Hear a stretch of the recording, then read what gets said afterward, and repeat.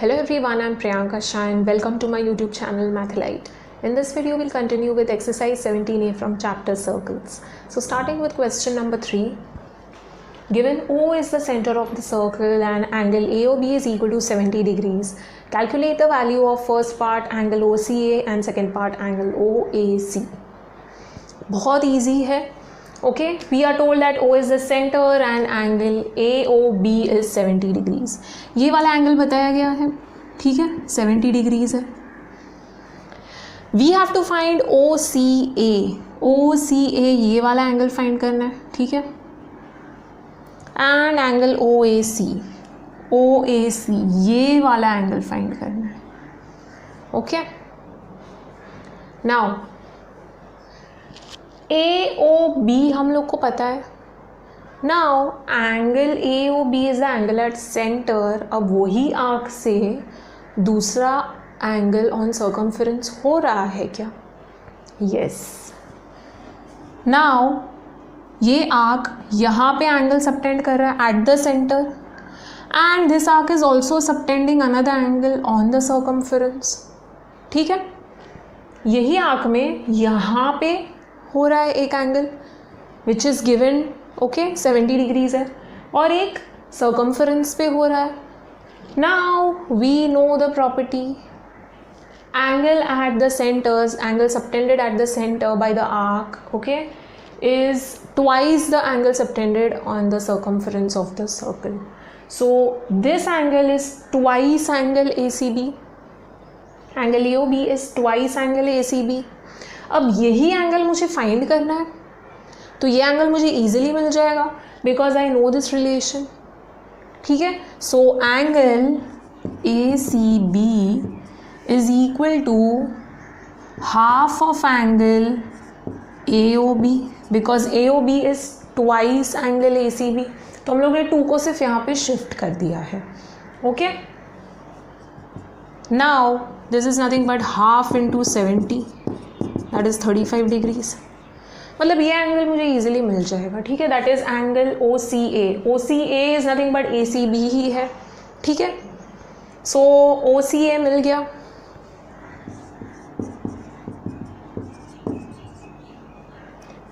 Now ये वाला angle find करना है OAC.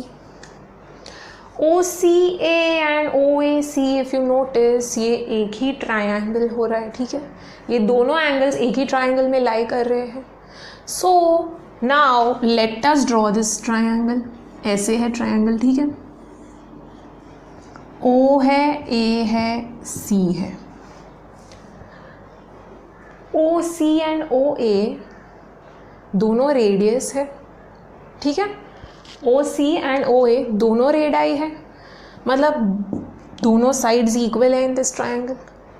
मतलब ये आइसोसेलेस ट्रायंगल हो गया. आइसोसेलेस ट्रायंगल में angles opposite to the congruent sides are equal. मतलब ये एंगल और ये एंगल दोनों इक्वल है. मतलब OCA इज 35 डिग्रीज, तो OAC भी 35 डिग्रीज होगा. So we found OCA, we found OAC. It's very easy. Okay, so let us now write down the given, what are we supposed to find, and then we'll start with the solution. Given, we are given that O is the center of the circle.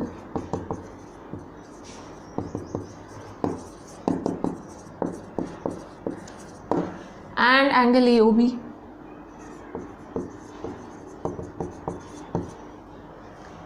We have to find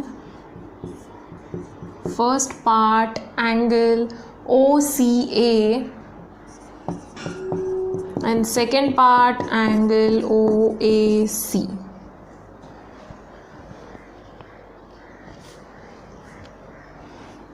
Now coming to solution.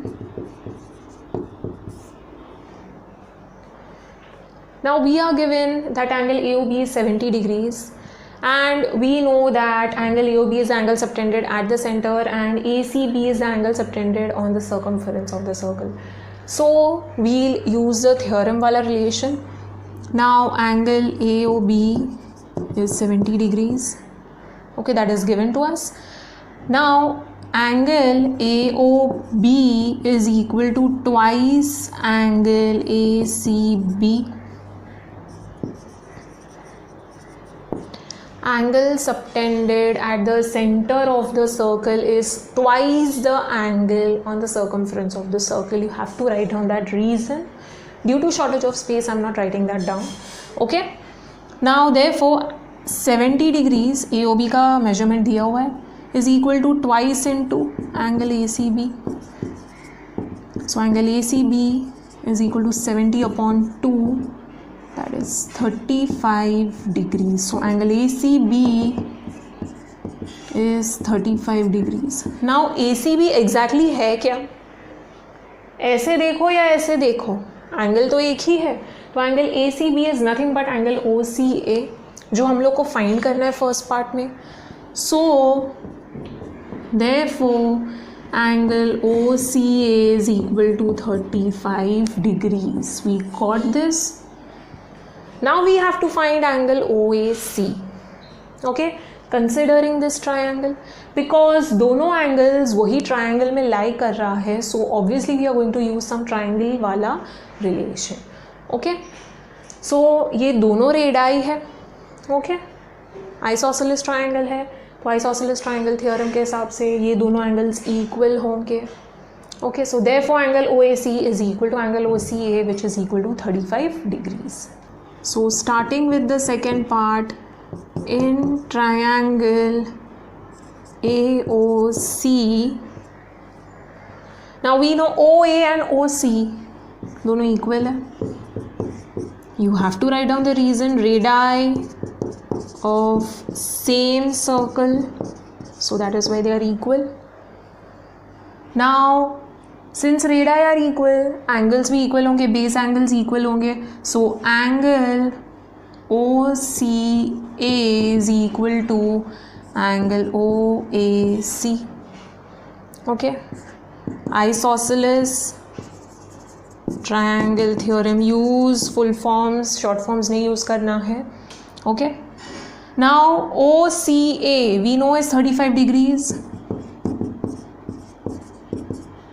Okay, therefore angle OAC is equal to 35 degrees.